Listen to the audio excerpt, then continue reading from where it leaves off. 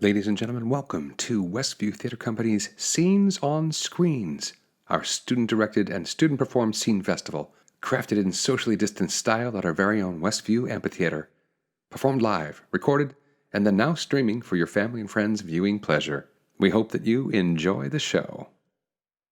Up first, please welcome the cast of The Big Lie. The playwright is Lindsay Price, and our director is Miss Maddie McGuire.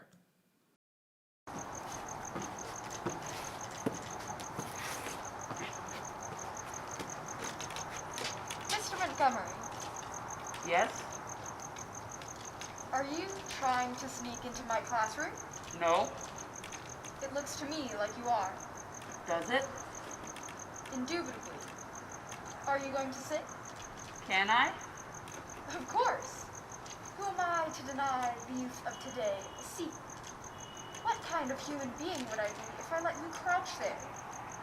What kind of cruel person would I be if I made you squat for the whole entire class?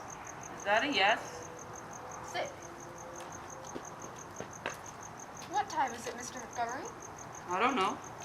Well, look at the clock. We're very lucky here to have been provided with timepieces in every classroom. It's the wave of the future. The time, please. It's 10 o'clock? Look closer, please. The time, 10:02. 10:02. Very precise.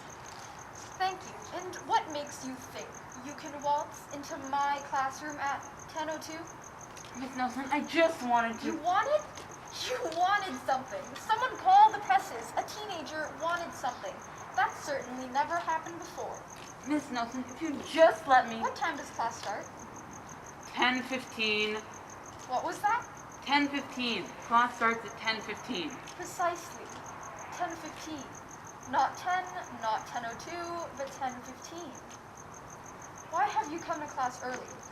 Well, it's just that we're learning about the Depression, and I think that's a really interesting time, so I thought I would come early and ask you some questions. Are you actually saying the reason you came to class early was because you're interested in learning? I didn't know that was wrong. Don't be smart with me. Sorry. Are you trying to give your fellow students a bad name? No. No one comes to class early. They certainly don't ask questions. Haven't you seen them? Don't you know how you're supposed to behave? I guess not. Are you trying to give me a bad name? Make me look like I care about my students? But you're a good teacher. What did you say? You're a good Be teacher. quiet. You make history fun and exciting. Don't say that. And I know something else, I too. can't believe you're doing this. Someone's going to hear. This whole tough guy thing is a sham, an act, No, a lie. it is not. Liar, liar, pants on fire. You love teaching. Shut up! Shut up! And you love kids. Ugh! You do care about your students. Low blow, Mr. Montgomery. Low blow. Try to deny it. Just try it. I've seen the way you teach. You're the best teacher I've ever had, and I don't care who knows it. Miss Nelson's a good Enough! teacher. No more!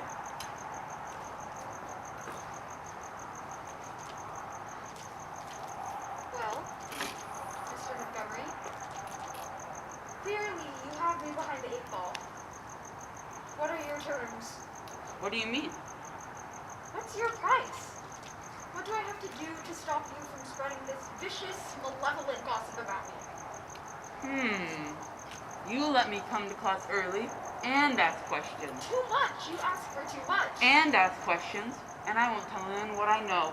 I'll even throw in a few bad stories because I'm in a good mood. What about nicknames? Can you call me some rotten, awful nicknames for lots of students in here? Now who's asking too much? Please, Battle Axe, Death Breath, No Neck Nelson. Fine, but I'm not doing the one about the bad breath. That's just cruel. Deal? Deal.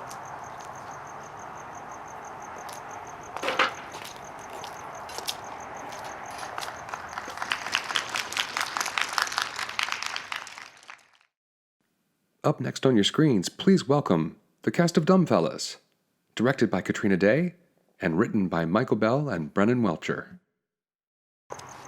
Hey, I just got to Hotel Seattle. The job's done. You idiot, he's gonna whack us both. What do you mean? I popped a cap in the guy just like the boss told me to. You got the wrong guy, asshat. And why the hell are you wearing a mask? Well, I'm wearing a mask because I didn't want to catch the Rona while doing the job. And the hell do you mean I got the wrong guy? You know exactly what I mean. How could you mess up something so simple? Well, it wasn't actually that simple, man. First of all, I'd fly. Fly? Well, Vancouver ain't just around the corner. So I got to the airport and found out all the flights were canceled because of the lockdown. So I had to drive all the way from sunny Southern California to Canada. By the time I got there, I only had a couple hours left to complete the hit. And you know damn well what happens if we don't complete the hit. So, with the time being so limited, I quickly checked the nearest phone book and found the name of our guy. And I tracked him down, followed him home, and when the coast was clear, flew his brains out. I suppose that's one way of doing it. Did you say you're in Seattle? Yeah, I'll get to that. So I stuffed his body in the back of the car and then dumped him in the lake, Norman Bates style. Then I drove for a couple hours and pulled over after seeing a nice little 2-star hotel on the side of the road. And that's how I ended up in this place, of all places. Well, listen, what we have here is an opportunity to make a good first impression. But you messed it up. No, I didn't. Who'd you kill then? O'Brien? Jackass, you're supposed to get O'Reilly. Well, how was I supposed to know there was more than one? Then Katanara, Simhara, Huvari Pizza, and Vancouver. You mean Venkatanara Samara Huvari Pata? And it's a very common Canadian name. And Vancouver is a pretty good-sized city, so you've got to anticipate there being more than one. Well, was the name as difficult to pronounce as that? I assume there was only one.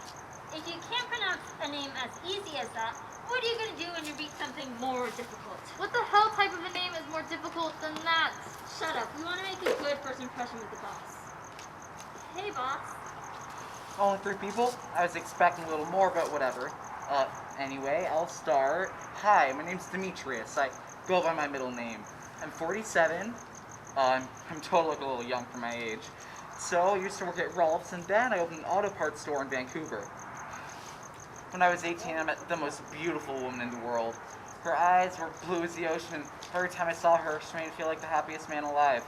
She quickly became the reason I got out of bed in the morning, and hearing her voice was always the best part of my day. I'll never forget the first day I worked up the courage to talk to her. She rejected me instantly. A few years later, I met the second most beautiful woman on earth. She lit up my world and constantly reminded me what the definition of love is. We got married and lived a happy life together for a couple of months. Until... Boss, are you okay? So, after the funeral and 3 months of intense therapy, I met my second wife and she was the most. What are you talking about, boss? Wait a second. Did you say Rolf's? Excuse me? When you were talking back there, you said Rolf's. Isn't it called Ralph's? Well, I suppose it might be. So anyway, number 1 over here marked the wrong guy. Actually, it was more of a group effort. Anyway, he got O'Brien instead of O'Reilly because I was running out of time. So as a result, I ended up killing the first Venkatanar Simhara Huvari Pita that was in the phone book. It's not my fault there was more than one of them. You kill. So anyway, we were wondering if you can have us both left, or can we get a second chance to kill the right guy? You're saying that you killed somebody? Yeah, boss. I know I made a mistake. But next time I'll make sure it's O'Reilly who ends up in the body bag. Boss who? Now's not the time to be funny, boss. Now I need to ask you once again not to whack my ass, because we need to take down this O'Reilly guy once and for all.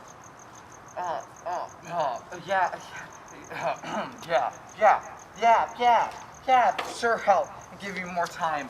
But you better complete the hit in 3 days, or else you better get your casket picked out, because that's where you're gonna be the rest of your life. How can you spend the rest of your life in a casket? Excellent question. I'm gonna throw you in there, lock it, and bury you as deep as I can. And then as you're gasping for your last couple breaths of air, you're gonna remember how you failed to complete the hit on O'Reilly. Damn, boss, that goes a little beyond just shooting someone point blank. Well, lucky for you, I already know where O'Reilly is. So where is he? At 12235 Evergreen Terrace, Vancouver. Like I said, you have 3 days or else it's the casket for you. I promise, I won't fail you this time. And you, why are you still here? Well, I've been instructing him. I'm the brains behind our operation. Or lack thereof.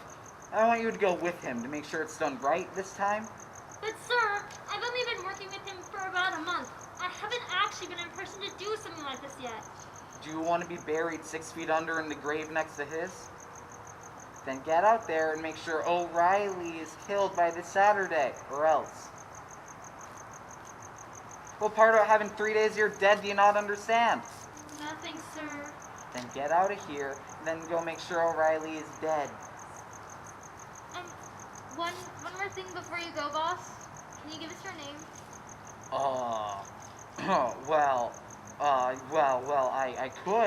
I could, but I just don't want to.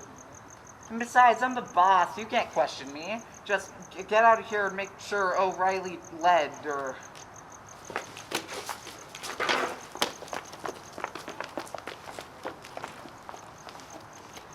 Yes, operator, hello, I'd like to report a murder.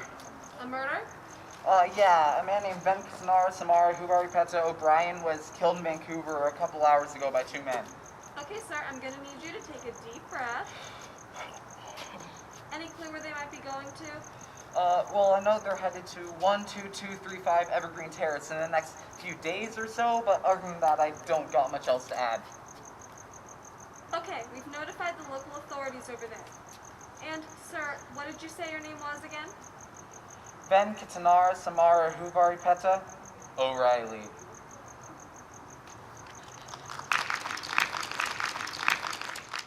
And now presenting Little Red Thief, directed by Miss Bella Brady, and written by Cree Nguyen.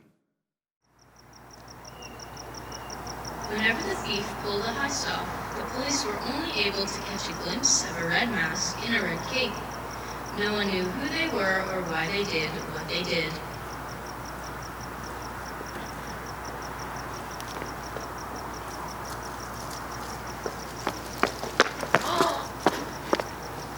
It's been stolen! Sound the alarms!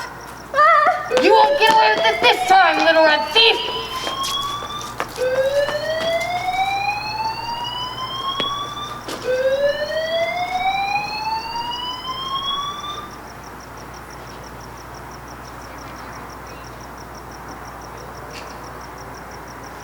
One peculiar day in November, Little Red Hood came home to their house.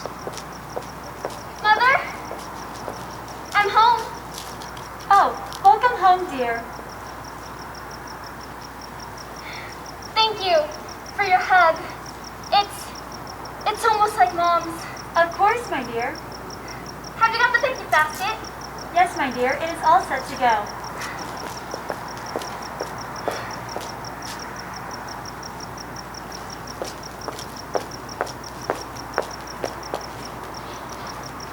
I'm pulling a heist off at the Grand Museum today. I've heard they got one of those new trophies out on display.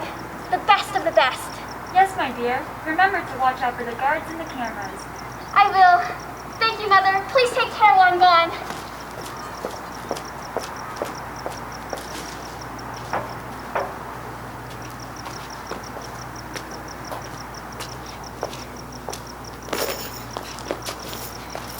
My purse.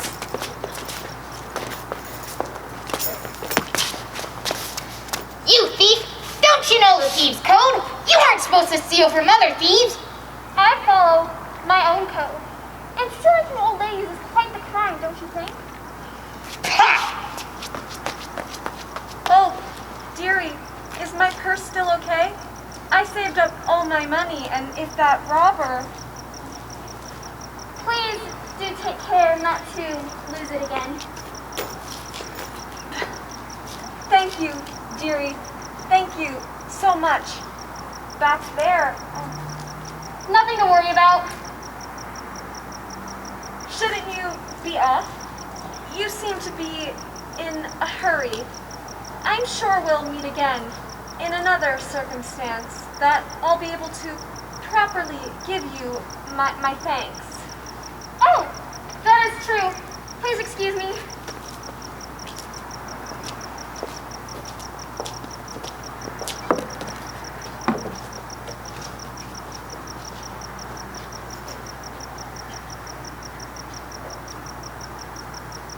An easy entrance to the Graham Museum. Couldn't hurt to take a few.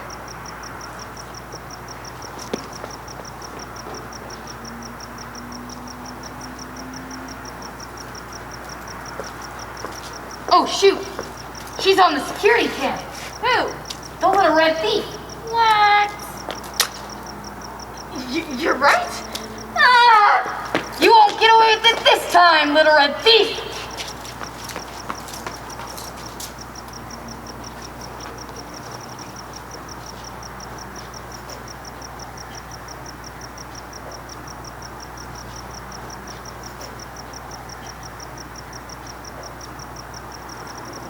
Freeze! Ah, the wolves. I never expected such a low-guard group to be surveilling this place. Drop the act, little red thief. We knew you were coming alone tonight. So don't let yourself be arrested without a fight. I can't be alone. You seem to have forgotten the blinks. The blinks. I thought we destroyed those machines. Things can always be remade. We're gonna need...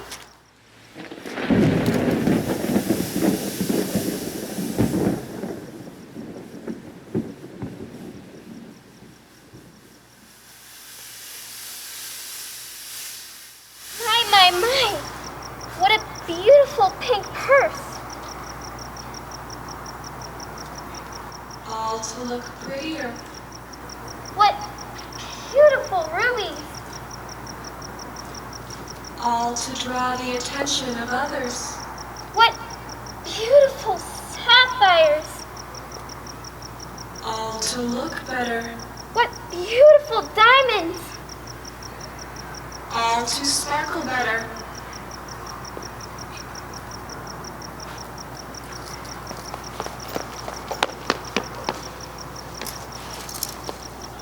Little red thief strikes again. And even with the wolf cards, the blinks were too powerful. Don't worry. I'm sure we'll meet again. After all, I'm sure a thief knows when they found the real deal. But in the end, they surely know they've committed a crime. And a perpetrator always comes back to the crime scene.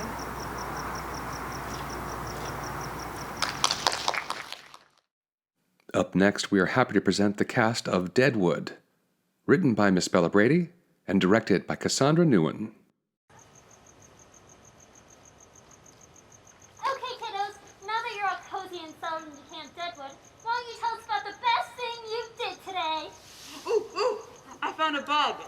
Very nice, Jasper. Can you describe the bug some more? Ooh, it was really big and small. I ran into the lake. Taylin, Jasper's just sharing about the bugs. You need to I wait. saw a fish. It was really big and cool. Taylin, you need to let Jasper share. If you interrupt one more time, I'll... Wait. But then the fish jumped up and it... Taylin! That's enough. As punishment, stand next to that tree, by yourself, facing away from the group. But No buts. I'll dismiss you when I believe you're once again well behaved. Jasper, continue. Oh, it was really big and slimy. Very cool. Marla, how was your first day at Camp Deadwood? Fine. Well, what was fine about it? I don't know. Can you think really hard? Something. Anything. What's even the point of this? Isn't life just fleeting to us, and aren't we trying to hold on to any sense of reality that we have until one fateful day where we slowly decay, fulfilling the circle of life? That's what I thought. Jasper, you have to share more about the bugs. Taylor, what's wrong? What is it? Catch your breath, honey. There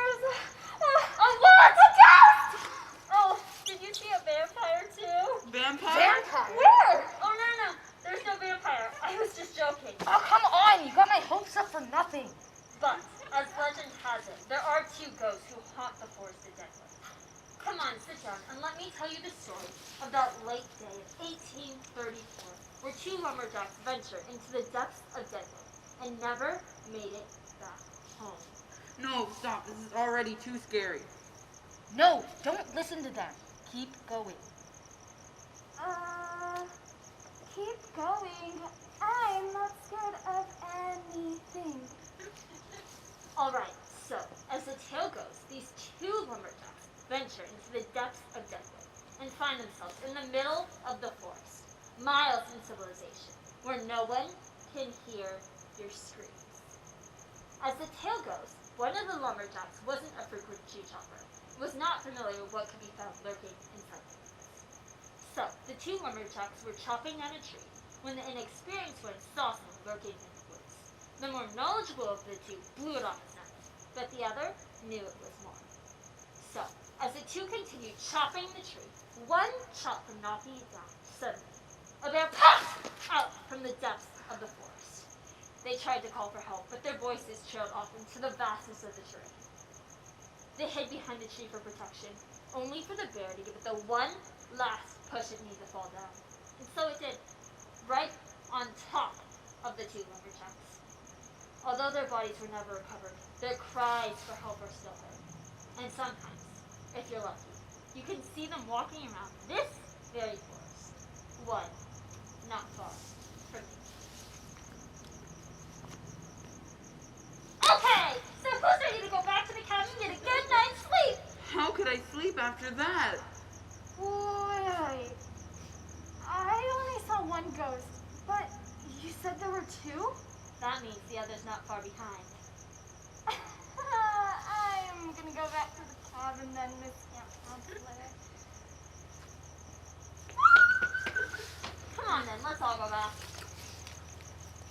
Hey, what's that? Oh, it's probably just ghost! Oh. Hello.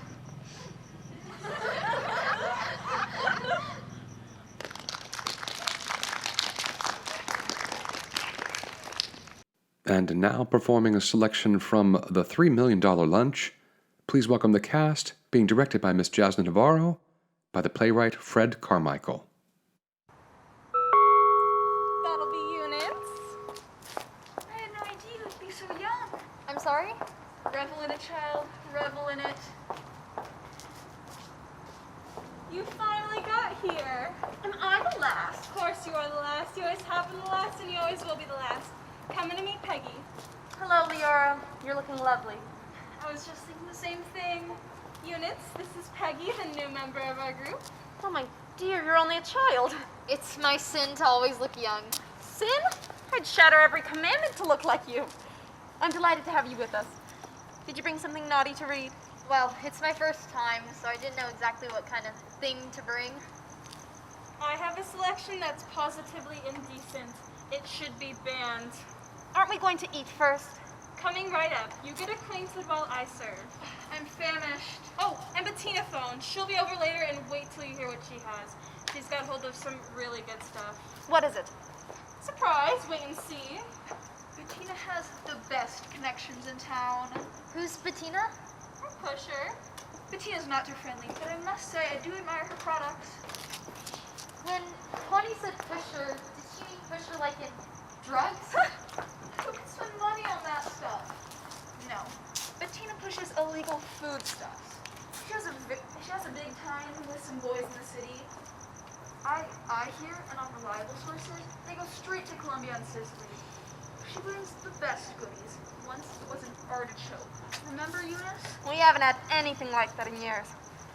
Last July it was. Yes, she brought it. And, you won't believe this, dear, an asparagus dip. I've seen paintings of those. Was it good? We celebrated. I used my year's allotment of milk and made almost an holiday sauce. We pulled down the shades, put off the lights, and sat right here naked. Was it enough to go round? There was plenty left over, wasn't there, Leora? We didn't have very big appetites anymore. Lack of practice. Here we are. Lunch. I don't know how you do it. I seem to be. I'm always taking the tops off the pill bottles just as the guests are ringing the doorbell. And what have we here? Honey, you didn't. No, I didn't. For a moment, I thought it was lettuce. What is it? Oak leaves or sumac?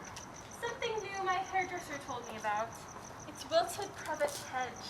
I've heard that's delicious, but isn't it hard to locate? Not if you have a flashlight, a spare night, and know whose privet hedge is priveting. Who? Tell me who? I certainly will not. But if you go golfing, look around the third green. Connie, you're a one. Aren't I, though? Dear, I hate guests who make a fuss, but what is this? It's Eggs Benedict. Don't you like it? I should have called ahead. Last week I started Weight Watchers. No trouble. I swear you have the willpower of an elephant. As long as I don't have the shape of one. I figure you and your husband have found a place to live. Yes, it's in that new development, Lazy Lawns. That's a beautiful section. Yes, except there are no lawns. Outsiders have eaten them all, but now that the new tenants are moving in with guard dogs, I'm sure it'll be less sandy. And what does your husband do? He's with the food control board. The food control board? Oh my God, Leora, does Connie know? It's alright. Bill's not opposed to my being here. He's not one of those sticklers for the rules, you know. He bends them now and then. Why, the day before yesterday, he brought me home with kidney bean. He said it was rather warm. It probably fell off the truck, if you know what I mean. Did you roast it or saute it? Much more exciting than that. We brought the barbecue on the patio and grilled it. Weren't the neighbors over in a flash? We waited until 4 in the morning, and I kept fanning away the fumes as Billy turned the bean on the spit. My, but it was good. Here you are, Eunice. Weight Watchers salad. Thank you, dear. You're very thoughtful. I'll get the beverage. Oh, Peggy, Eunice here, being a senior citizen, is our authority on how things used to be. She knows everything from lunches at Scruff's to pizza homes. Huts, Connie. Huts. Homes, huts, who cares if it was pizza? What was this? Pizza? You've never heard of pizza? No, of course not. That was long before your time. Well, it was about this big, and round with a crisp dough on the bottom. On top, oh my dear, on top you could have anything. Always cheese, sometimes tomato, sometimes anchovy, sometimes black olives. And when you ate it, the cheese got all gooey and stringy and it caught on your chin. Stop! Please stop it, Eunice. You know how I am. Sorry, Leora. I shouldn't say this, but once she OD'd on an endive. How much is an overdose? I don't remember. It was terrible. She's had a bad time. She joined Food Anonymous for 3 months, but, well, they can't all make it. I tried. Honestly, I did. That first meeting, I walked in there straight up to the podium and I said, I am an eater. Just like that. I had the nicest girl assigned to my case. Anytime I felt I had to eat something other than one of those government pills, I'd call her and she'd talk me out of it. Why did you give it up? One night, I was desperate. I simply had to have a string bean. I just had to. Her phone was busy. I ran out of the house wildly. I was in my night dress. It was a lovely lipstick red one, cut way up on the left side. She wants to know what happened. Yes. Well, when I got to my instructor's house, I pounded on the door hysterically, and when she opened it, I can't tell you. Please try. There she stood, and hanging out of the corner of her mouth was a strand of spaghetti. How terrible! I swear, a strand of spaghetti, and worse than that. How could it be any worse? There was tomato sauce on it. Wasn't that catastrophic? Unbelievable. I never went to another meeting. We all have feet of clay, and the sooner we face it, the better. We are celebrating the arrival of a new member. Look, a real tea bag. You naughty devil, you. I didn't know you had one left in your allotment. I'm truly honored. I ate tea once last month, on the 12th. Let me look at it. It may be a little weak, but it's Ceylon tea. Connie, this is too generous. It's practically new. What's the date on it? July 12th, 2012. If you're careful, it can last another 3 months. Please, let me. You sit down, you haven't eaten anything. That's very nice of you.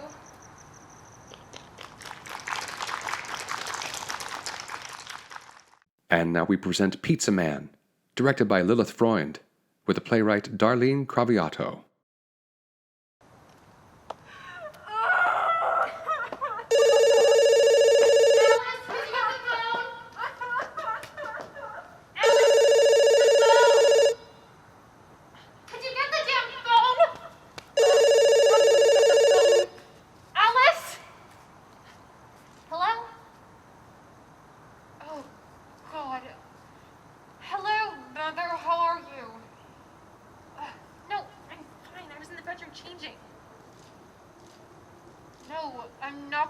Tonight, is that what you called? I know it's Friday night, Mother, and it's a convenient night to go out, but I just want one quiet evening alone. Who? Mary Jo Sweeney. Yeah, I went to high school with her. Why? When did she die, Mom? Never dating again! What did she die from? Mother, she had that in high school. She was a very sick girl. No, I'm very sorry she died. Of course I'm sorry. Mary Jo Sweeney was a very sweet girl, but Mom, do you have to call me every time a classmate of mine dies? I hate these late-breaking bulletins. Look, I realize life is short and I have to go out and live it. But Mom, I'm just spending this one Friday night at home. Look, I can't deal with this right now, Mother. I have to go. Sarah Bernhardt just came home. Please, nothing dramatic. I don't want to live! Should I sit down for this? She puts her whole heart and soul into a relationship. And what does it get her? I hate to ask. A pocket full of heartaches. Pocket full of heartaches. I did everything for that man. I gave him my life for 13 months. I went to stupid hockey games with him. I lost weight for him. And how does he repay me? I give up. He went back to his ex-girlfriend. Oh, brother. Is there anything to eat? Hold it! Wait a minute! Did you have dinner yet?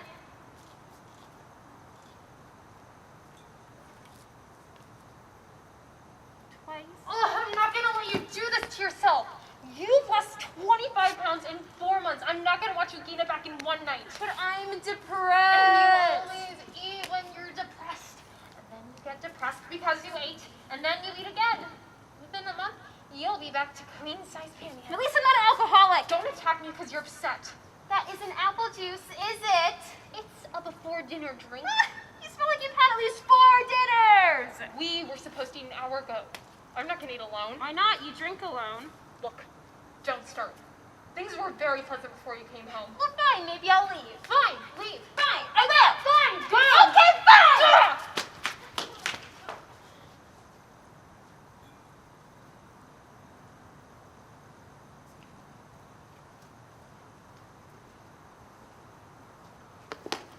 I'm sorry.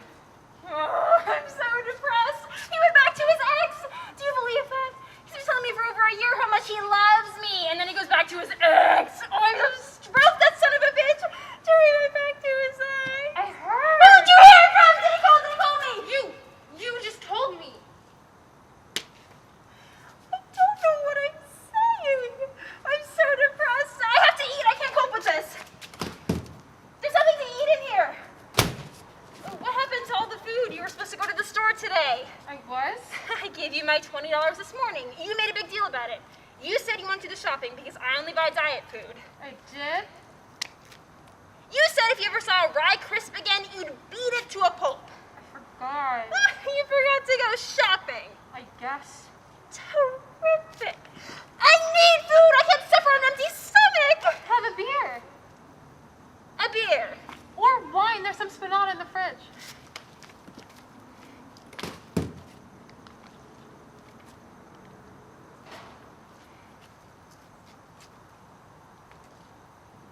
Are we having a party tonight? I'm not. Then what's all this? Where's my $20? Did you give me $20? Did you spend my $20 on this? I think so. What does that mean? Yes, I did.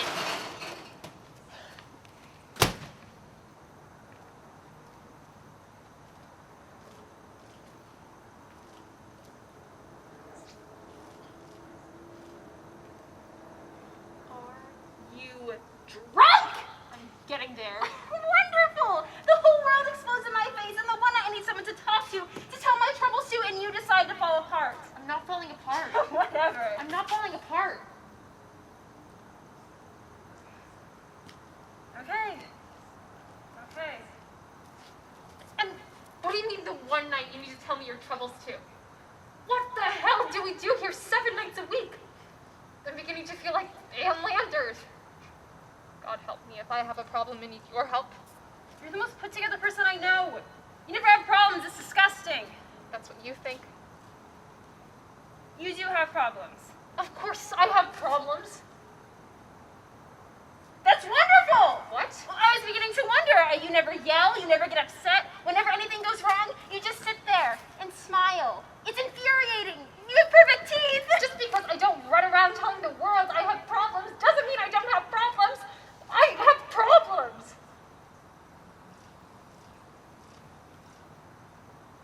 Do we have a little problem tonight? Don't talk to me like that. Like what? Like I'm on romper room and I just wet my I'm pants. sorry. Excuse me. I just want to know if you have a problem, and I'm here to listen. I do have a problem. Oh, good. I mean, that's what I still needed. It's exactly what I need after all. Can I get on with my problem? Sure. You want to lay down on the couch? Oh, let me get some paper. I'll take notes. Just forget it. I'm going to listen. Forget it. I'll listen. Forget it. Please, Julie.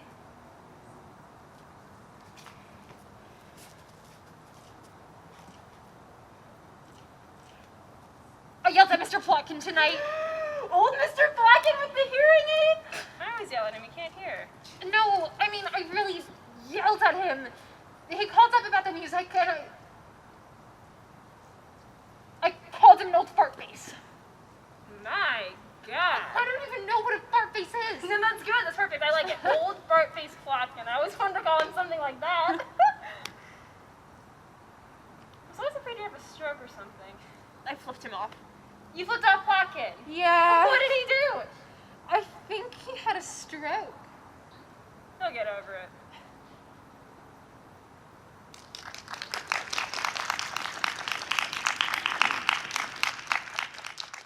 Up next, The Sneeze from The Good Doctor, written by Neil Simon and directed by Miss Natalie Dahl.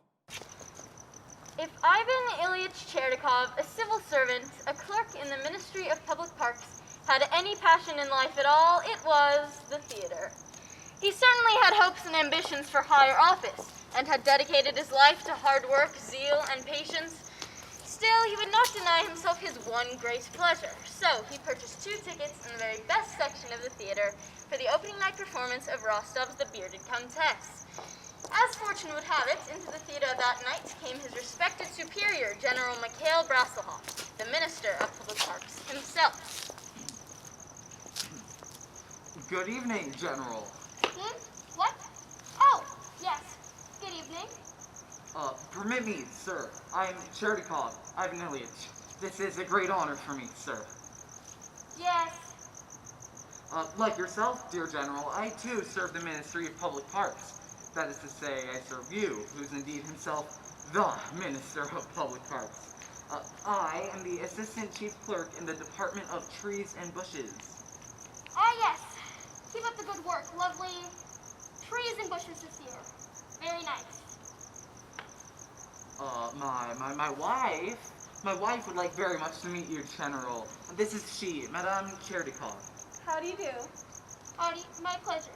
My pleasure, General. How do you do? Madame Brassilhoff, my wife, Madame Cherdikov. How do you do, Madame Brassilhoff?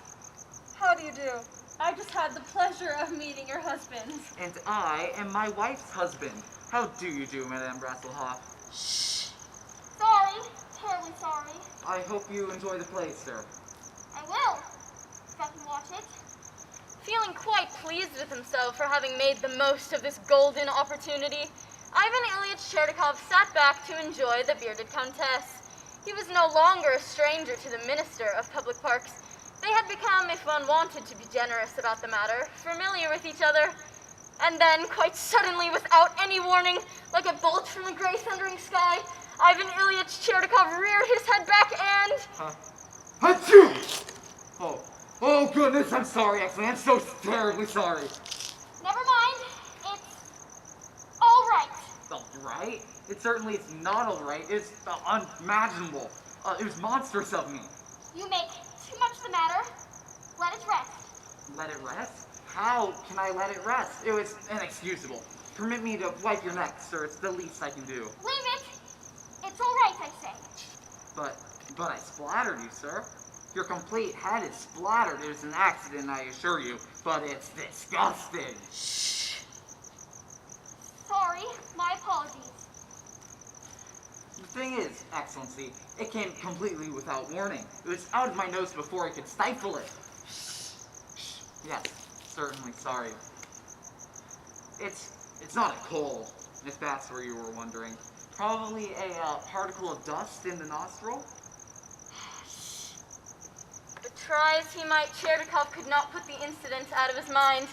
The sneeze, no more than an innocent anatomical accident, grew out of all proportions in his mind until it resembled the angry roar of a cannon aimed squarely at the enemy camp. He played the incident back in his mind, slowing the procedure down so that he could view again in horror the infamous deed.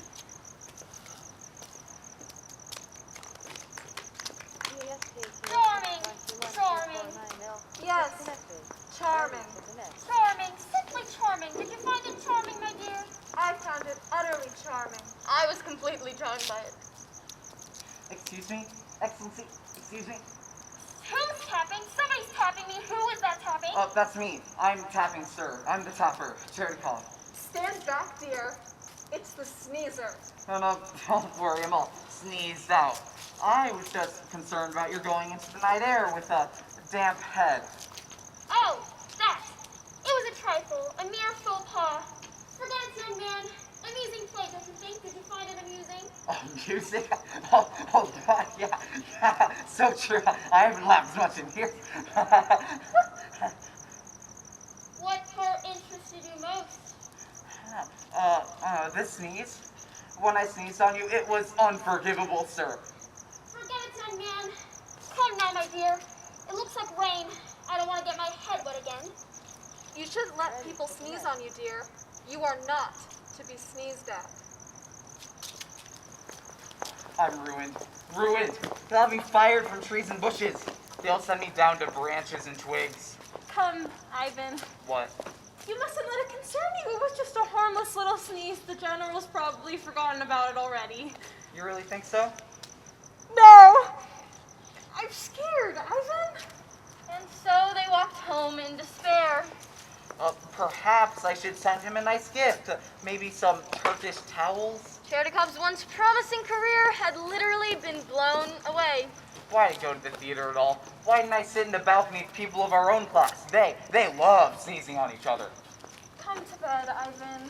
Maybe if I were to call on the general and explain things again in such an honest and self-effusing manner, he'd have no choice but to forgive me.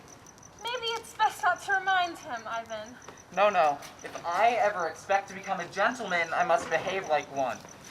And so the morning came. It so happened this was the day the general listened to petitions. And since there were 50 or 60 petitions ahead of Chernikov, he waited from morning till late afternoon. Next. I'm not next, Excellency. I'm last. Very well then. Last. Oh, yeah, that's me. Well, what is your petition? I don't have a petition, sir. I'm not a petitioner. Then you waste my time. Do you not recognize me, sir? We met last night under rather explosive circumstances. I am the sneezer. The what?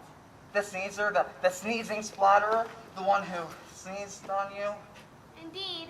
And what is it you want now, Gesundheit? No, Excellency, your forgiveness. I just want to point out that there was no political or antisocial motivation behind my sneeze.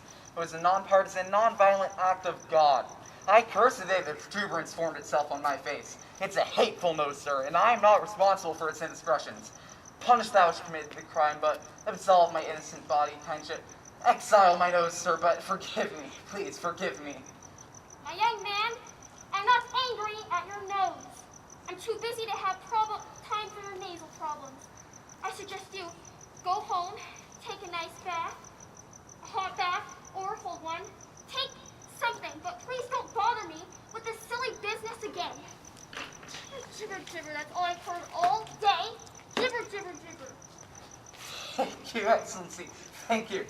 God bless you and your wife and your household. May your days be sweet. May your nights be better than your days. The feeling of relief that came over Cherdikov was enormous. May the birds sing at the morning in your window, and may the coffee in your cup be strong and hot. The weight of the burden that was lifted was inestimable. I worship the chair you sit on and the uniform you wear when you're sitting on the chair that I worship. He walked home singing and whistling like a lark.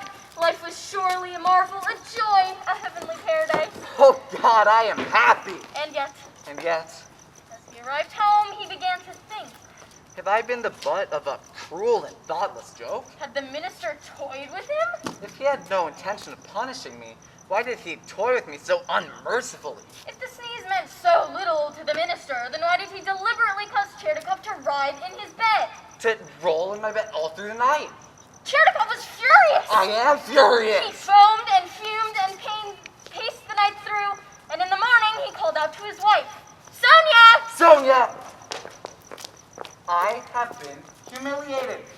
Oh, you, Ivan, who would humiliate you? You're such a kind and generous person. Who? I'll tell you who. General Brasselhoff, the Minister of Public Parks. What did he do? The swine. I was humiliated in such subtle fashion it was almost indiscernible. The man's cunning is equal only to his cruelty. I was practically forced to go down there and grovel and beg on my knees. I was reduced to a gibbering idiot. You were that reduced? I must go back down there and tell him what I think of him. The world must be made safe, so that men of all nations and creeds, regardless of color or religion, will be free to sneeze on their superiors. It is he who will be humiliated by I. And so the next morning, Cherdikov came to humiliate he.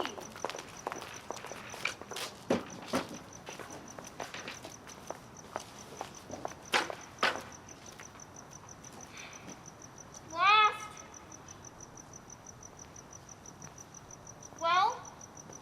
Well? Well, you say, Excellency? Do you not recognize me? Look at my face. Yes, it is I once again. It is you once again who?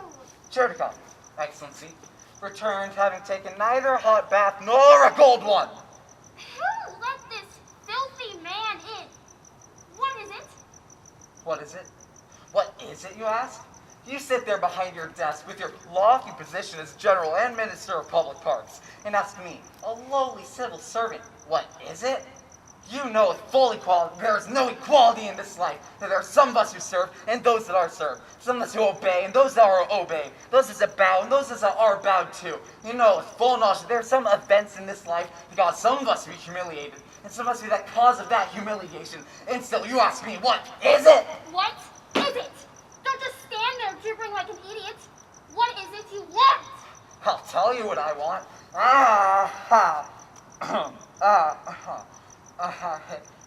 I just wanted to apologize again for sneezing on you. I wasn't really sure I made it clear the first time. It was an accident, I assure you.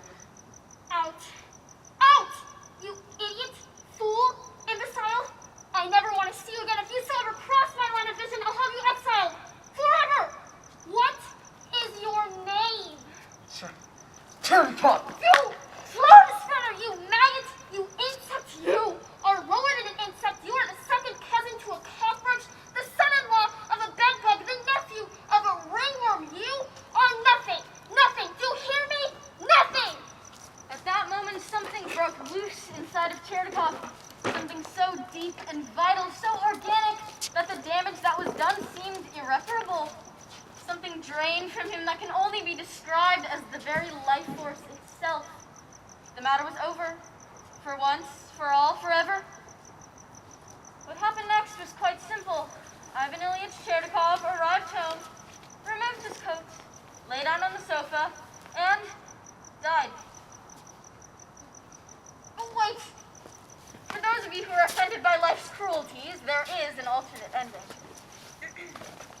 Ivan Ilyich Cherdikov arrived home, took off his coat, lay down on the sofa, and inherited 5 million rubles!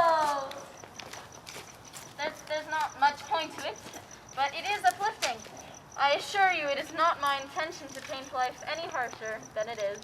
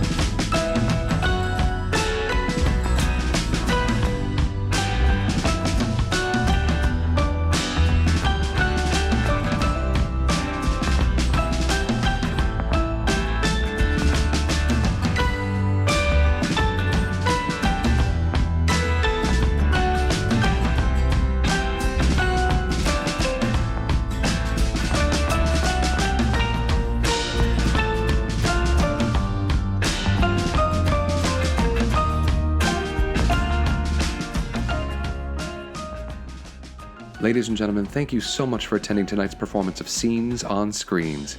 We hope that you've had a great time. Please give a round of applause to the actors, technicians, and directors that made this show possible. Thank you and have a great night.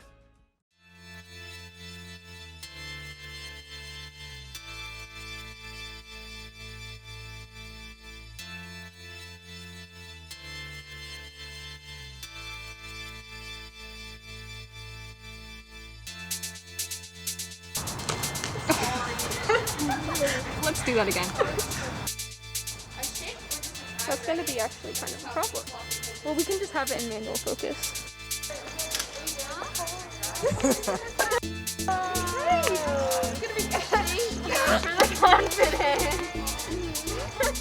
It's gonna be amazing.